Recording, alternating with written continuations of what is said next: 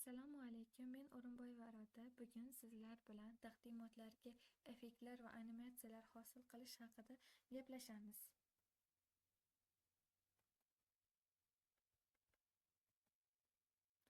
Prezentatsiya bu slaydlar va maxsus effektlar to'plami bo'lib, ularni ekranda ko'rsatish, tarqatadigan materiallar shaklida bitta faylga saqlanadi.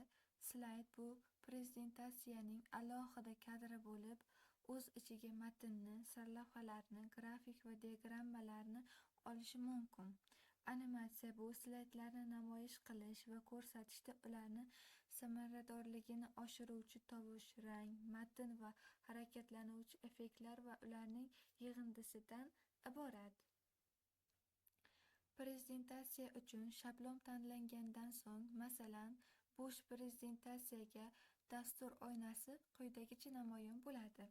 Tezkor tugmalar qatori, menyular qatori, sarlavhalar qatori, menyular, uskunalar paneli, sarlavha oynalarining ko'rinishi, holati, slayd ishchi yarog'i va ko'rinishlari bo'ladi.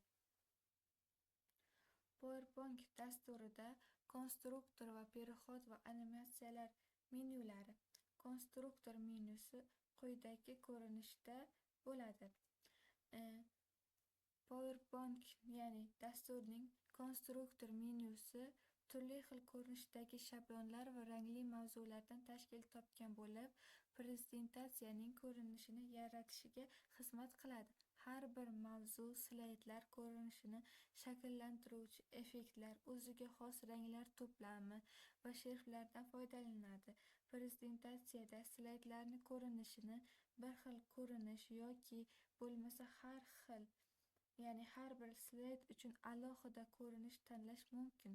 Buning uchun temp guruhidan ixtiyoriy shablon ustiga sichqonchaning o'ng tugmasini bosish kerak va kerakli variantni tanlash kifoya.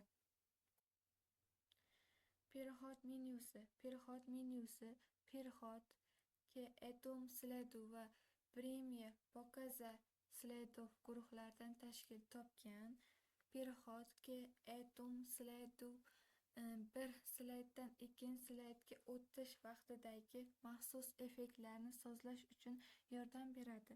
Maxsus effektlarni sozlash uchun ushbu guruhdagi kerakli effektlarni tanlash kifoya.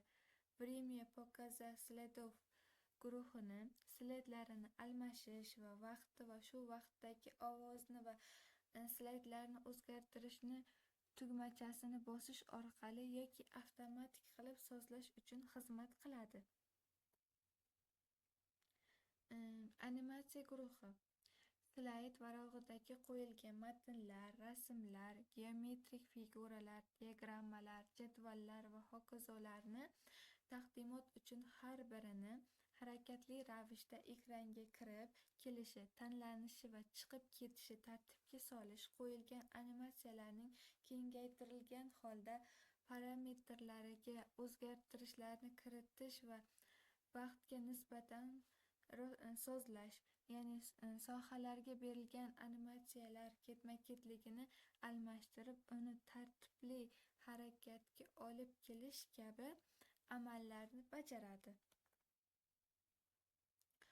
PowerPoint dasturida Slideshow menyusi.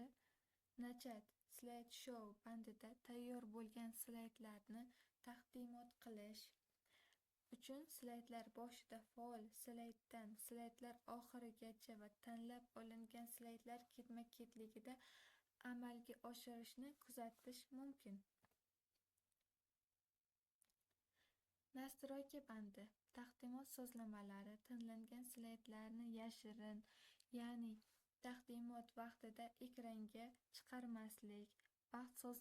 Vaqt sozlamalari, ya'ni har bir slaydlarga taqdimot uchun vaqt belgilash. Bu ma'ruzachi bilan taqdimot birga ishlanishini ta'minlaydigan, slaydlarni animatsiyalar bilan birga ma'ruzachining so'zlarini oldindan yozib olish imkoniyatini beradi. Endi xulosa chiqarsak, xulosamiz o'sha prezentatsiyalarga effektlar va animatsiyalar qo'shish va taqdimotning vizual va eshitish jihatidan ta'sirchanligini oshirishga xizmat qiluvchi muhim jarayondir. PowerPoint dasturida konstruktor, perixod va animatsiya bo'limlari orqali slaydlarning dizaynini, o'tish effektlari va animatsion harakatlari aniq sozlanadi. Ushbu imkoniyatlar orqali matnlar, rasmlar va boshqa obyektlar tartibli, vaqtga bog'langan va e'tiborni jalb etuvchi tarzda namoyish etiladi. Natijada taqdimot yana professional, tushunarli va esda qolarli bo'ladi.